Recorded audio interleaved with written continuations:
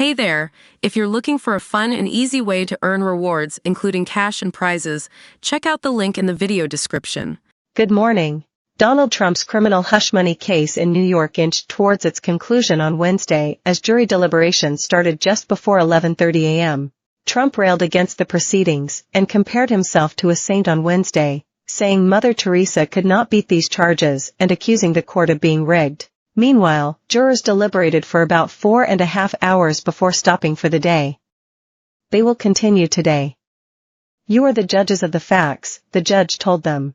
Trump also faces 3 other criminal cases, one for trying to influence the 2020 election in Georgia, another for his conduct around the January 6 Capitol attack, and a third involving his treatment of sensitive documents after he left the White House. Which Trump case is this one again?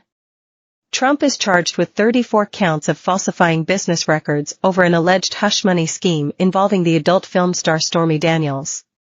He denies all allegations. Could he face jail time? Yes, in theory, but it is unlikely, experts say. He is a first-time offender, and the crime he is charged with is a nonviolent paper crime. Israel is in effective control of Gaza's entire land border after taking control of a buffer zone along the border with Egypt, Israel's military has said. The chief military spokesperson, Daniel Hagari, said Israeli forces had gained operational control over the Philadelphia corridor. In other news, the fallout of the Israeli airstrike that hit tents for displaced Palestinians is laid bare in this Guardian report. I saw bodies everywhere. Children burning. I saw heads without bodies, the injured running around in pain, some alive but trapped inside burning tents, one person says. Meanwhile, the U.S. State Department said it opposed threats or intimidation against members of the International Criminal Court after U.S. News is reporting on Israel's secret war of surveillance, hacking and threats. How does the advance complicate Israel's relations with Egypt? Egypt's state-linked Al Qahira News reported a high-level Egyptian source as saying that Israel was using claims of tunnels under Egypt's border with Gaza as cover for its Rafah offensive. Atlanta police have been carrying out around-the-clock surveillance in several neighborhoods for months, on people and houses linked to opposition against the police training center, colloquially known as Cop City. The surveillance in Georgia has included following people in cars, blasting sirens outside bedroom windows, and shining headlights into houses at night, U.S. News has learned. While no arrests have been made, residents said they're at a loss as to what legal protections of privacy and freedom from harassment are available to them. What is Cop City, and who opposes it? The Atlanta Public Safety Training Center is being built on a 171-acre footprint in a forest southeast of Atlanta.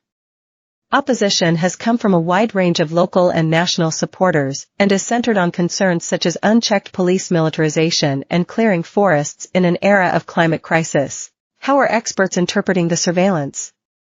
Social movement historian Dan Berger said this low-tech type of snooping and related behavior, naked intimidation with plausible deniability attached, has precedents dating at least to the civil rights era. A real estate tycoon from Ohio wants to visit the Titanic wreckage to prove the personal submersible industry is safe.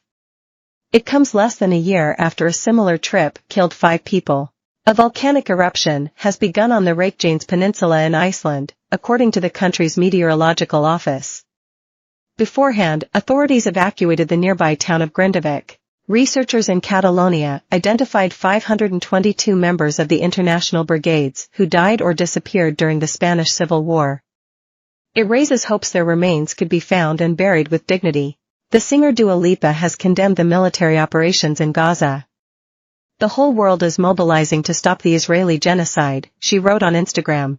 Security services around Europe are on alert to a potential new weapon of Russia's war, arson and sabotage, after a spate of mystery fires in the Baltics, Germany, and the UK. Thousands of young Russians, often referred to as Generation P for having lived only under Putin's presidency, have died fighting in Ukraine. Mediazona, a Russian outlet that tracks